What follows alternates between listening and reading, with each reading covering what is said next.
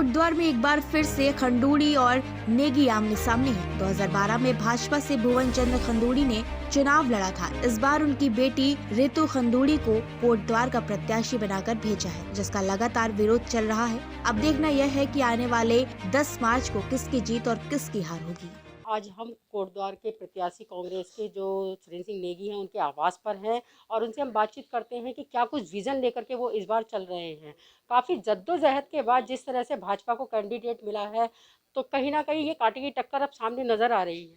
क्या कुछ विजन आपके इस बार देखिए, मेरा तो हमेशा एक ही विज़न रहता है कि जनता के काम होने चाहिए। जनता के जो कठिनाइयाँ और परेशानियों से जूझ रही थी जनता, उसको दूर करने का हमेशा हमेशा मेरा प्रयास रहा है और इसके लिए मैं हमेशा काम करता रहा हूँ। एक वक्त था कोटद्वार में पानी जो है होता नहीं था, गड्ढों से पानी पिलाते थे, लेकिन मिशन था, विज़न था, तो लोग आज जो है डिस्टिल वाटर से भी बेहतर पानी जो है ट्यूबवेल से पी रहे हैं और घरों तक पहुँच रहा है।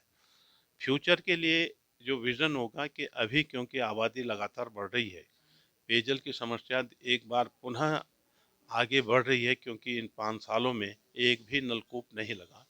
तो स्वाभाविक रूप से पानी को व्यवस्थित करना, पानी पर्याप्त रूप में लोगों को पिलाना, स्वच्छ पानी पिलाना, यहाँ पर जो मेडिकल कॉलेज एक बहुत बड़ा एसेट, बहुत बड़ा ड्रीम प्रोजेक्ट मेरा था, उसको बीजेपी सरकार ने बिल्कुल समाप्त कर दिया और वहाँ पर जो है गड्ढों में तब्दील कर दिया गया उस ज़मीन को। ये कोशिश होगी कि कोटद्वार के किसी भी व्यक्ति को उपचार के लिए बाहर न जाना पड़े, उसको कोटद्वार में ही उपचार मिले। ये भी मेरा एक विज़न है। और यदि मैं मेडिकल कॉलेज जो मेरा बिल्कुल संकल्प है कि मुझे बनाना ही बनाना है, तो स्वाभाविक रूप से 8 से लेकर 10,000 लोगों को भी रोज़गार की गारंटी उसमें है। दूसरा, एक भरत जहाँ पैदा हुए कर्णाश्रम में, उस प्रोजेक्ट को भी मैंने पाइपलाइन में डाला था, स्वीकृत करवाया था और उसके लिए 23 करोड़ रुपए की प्रथम किस्त भी उपलब्ध करा दी थी। काम प्रारंभ हो गया था, सरकार बदल गई, उन्होंने उसको भी रोकने का काम किया। अगर ये पर्यटक स्थल के विश्व पर्यटक स्थल पर हम इसको लाना चाहते थे, अगर ये विश्व मानचित्र पर ही आ जाता है, तो स्वाभाविक रूप से कोटद्वार की दशा और दिशा ही बदल जाएगी, क्योंकि विदेश से भी और पूरे देश से भी इतनी बड़ी संख्या में सैलानी आएंगे कि यहाँ पर इसकी आर्थिकी के साथ साथ बेरोजगार हाथों को रोजगार दिलाने में एक कामयाबी हासिल कर लेंगे। तीसरा जो प्रोजेक्ट मेरा था टाइगर सफारी का था, जिसको 2016 में मैंने स्वीकृत करवाया था और उसका संचालन केंद्र मैंने लालपानी क्षेत्र यानी कि ग्रासनगंज से लेकर कोटे ढाक रखा था, जिसमें हजारों लोगों को रोजगार मिलना था। और यहाँ पर एक रमणीक स्थान, एक ऐसा स्थान जहाँ पर देश विदेश से लोग टाइगर सफारी करने आते, उसका लाभ भी मिलता है। इसके लिए आप जानते हैं कि मैंने यहाँ पर ग्रासनगंज में 4 हेलीकॉप्टर को उतरने के लिए एक व्यवस्था करवाई थी, ताकि जो लोग 5 घंटे का सफ़र दिल्ली से यहाँ पर जिनके पास वक्त नहीं है, वो बाई ईयर आएंगे और 45 मिनट में कोटद्वार पहुँचकर 1 डेढ़ हफ्ता यहाँ पे टाइगर सफारी का आनंद लेते हुए वापस चले जाएंगे।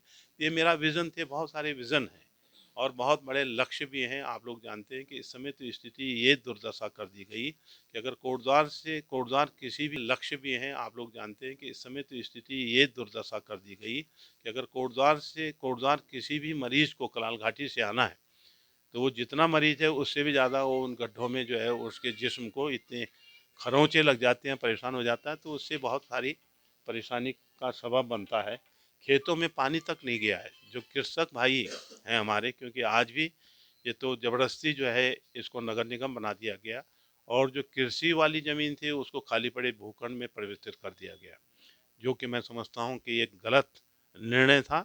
और ये इसको ठीक करने के लिए या तो तमाम वो व्यवस्थाएं जो नगर निगम के लिए मानकों के आधार पर होनी चाहिए, उससे पूरी होंगी, अन्यथा इसको भी समाप्त किया जाएगा। सन 2012 की बात अगर हम लेकर के चलते हैं, तो उस टाइम पर आपके जो प्रत्याशी थे सामने आपके, वो थे वो भुवन चंद्र खंडूरी थे और आज फिर एक बार फिर दोबारा आपका सामना खंडूरी से हो रहा, तो कहाँ तक आप इसको सही मानते देखिए, मुझे कांग्रेस पार्टी ने टिकट दिया है और मुझे जीतना भी है। जनता का भी एक लक्ष्य तय कर दिया और संकल्प लिया है जनता ने कि इस बार जो गलती 2017 में हुई थी उसको पुनरावृत्ति नहीं होगी, बल्कि नए सिरे से यहाँ पे नए जोश के साथ इस समय जनता चाहती है कि मैं इस चीज़ का जब प्रतिनिधित्व करूँ।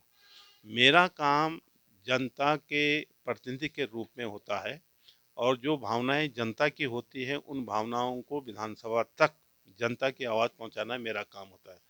मेरे सामने कौन लड़ रहा है न मैंने तब सोचा था, और मेरे सामने कौन इस बार लड़ रहा है ये भी मैंने नहीं सोचा। अगर मैं यही सोचता रहूँगा तो अपना काम कैसे करूँगा। तो ये मेरे लिए बहुत महत्वपूर्ण बिंदु नहीं है कि कौन सामने है। अल्टीमेटली क्योंकि कोई ना कोई व्यक्ति तो आएगा, जो भी चुनाव पार्टी होगी उसको है, तो अब जनता फैसला करेगी कि वो किसको चाहती है। सन 2012 की हार जिस तरह से भाजपा को मिली थी, उसके बाद अब देखते हैं रितु खंडूरी जी मैदान में उतरी हैं सुरेश सिंह नेगी के खिलाफ।